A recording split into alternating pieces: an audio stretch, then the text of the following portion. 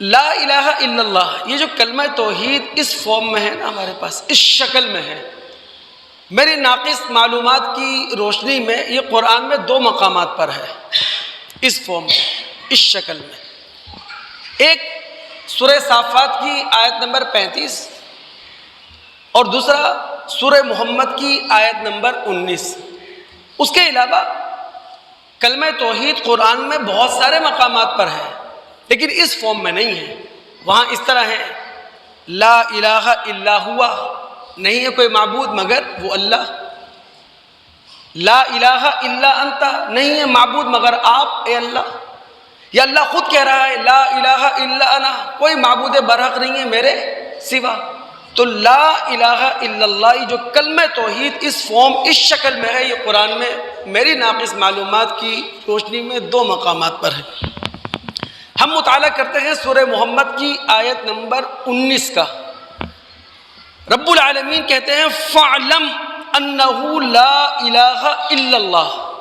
اے قرآن کے قاری، اے قرآن کے مخاطب، جان لے، یقین کر لے۔ اب ظاہر ہے یقین کیسے پیدا ہوگا؟ علم فطرت سے پیدا ہوگا، علم عقلی سے پیدا ہوگا، علم تاریخ سے پیدا ہوگا اور موجودہ سائنسی معلومات سے۔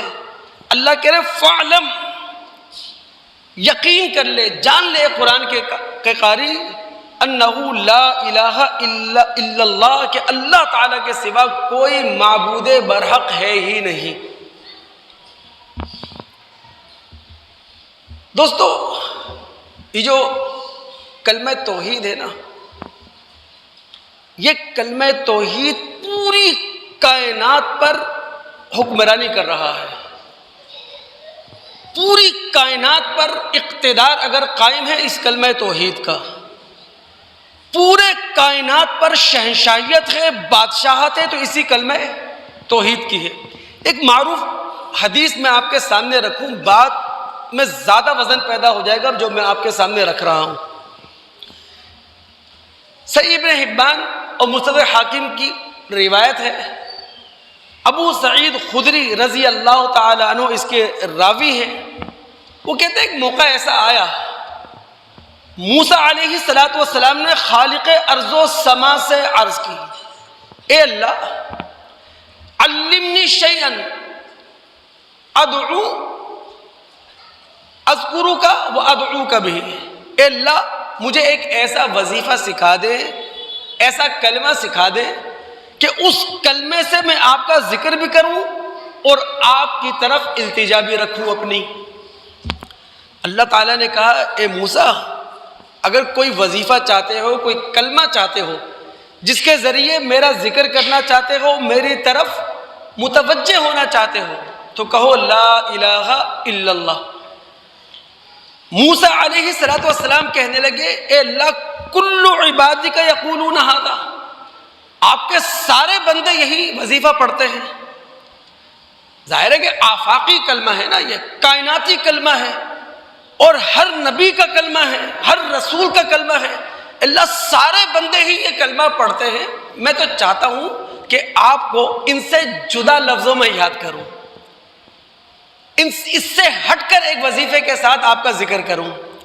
تو پھر اللہ رب العالمین نے موسیٰ علیہ السلام سے کہا تھا اے موسیٰ لو ان السماوات السبع والارضین غیری والارضین السبع، اگر 7 آسمان اور ان کے رہائشی، 7 زمینیں اور ان کے رہائشی، فی کفۃ، ترازو کے ایک پلڑے میں ہو، ولا الہ الا اللہ فی کفہ، اور لا الہ الا اللہ کا کلمہ ترازو کے دوسرے پلڑے میں ہو، مالت بہن لا الہ الا اللہ، تو وہ پلڑا ترازو کا جھک جائے گا جس میں لا الہ الا اللہ ہے، چونکہ پوری کائنات پر جو حکمرانی ہے وہ اسی کلمہ لا الہ الا اللہ کی ہے۔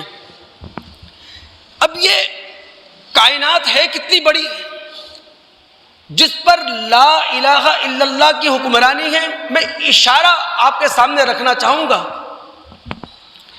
دیکھیں جو کائنات ہم انسان دریافت کر چکے ہیں، اپنے علم سے کائنات کے جس حصے تک ہم پہنچ چکے ہیں، جب ہم اس کائنات کا اندازہ کرتے ہیں، اس کائنات کو ناپتے ہیں، تو ایک اصطلاح استعمال کرتے ہیں نوری سال، لائٹ ایئر. یعنی ہماری ڈکشنری کے اندر عدد ہی نہیں ہے.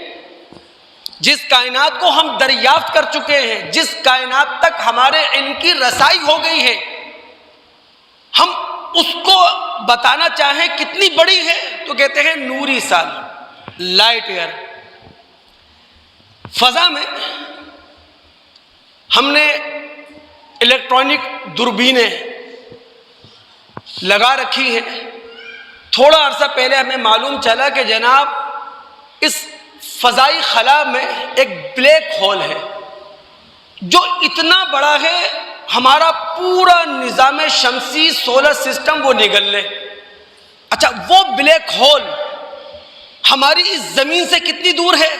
بتایا گیا کہ 50 ملین نوری سال، 50 ملین لائٹ ایئر کی دوری پر ہے وہ. اب یہ 50 ملین نوری سال، ایک نوری سال کتنا ہے؟ ایک جہاز روشنی کی رفتار سے اڑے 365 دن میں جہاں تک وہ پہنچے گا، اپنے آغاز سے لے کر اختتام تک جتنا فاصلہ وہ طے کرے گا، اسے کہتے ہیں ایک لائٹ ایئر، ایک نوری سال. جہاز کس رفتار سے اڑا ہے؟ روشنی کی رفتار سے اڑا ہے. کتنے دن اڑا ہے؟ 365 دن اڑا ہے. کوئی گیپ نہیں، ایک سیکنڈ کے بھی لیے رکا نہیں ہے. جو فاصلہ اس نے طے کیا ہے تو آغاز سے لے کر اختتام تک یہ سارا فاصلہ ایک لائٹ ایئر ہے. اور جو بلیک ہول ہماری زمین سے 50 ملین نوری سال کے فاصلے پر ہے، کیا فاصلہ ہوگا؟ کائنات اتنی بڑی ہے، یہ دریافت شدہ کائنات کی میں بات کر رہا ہوں.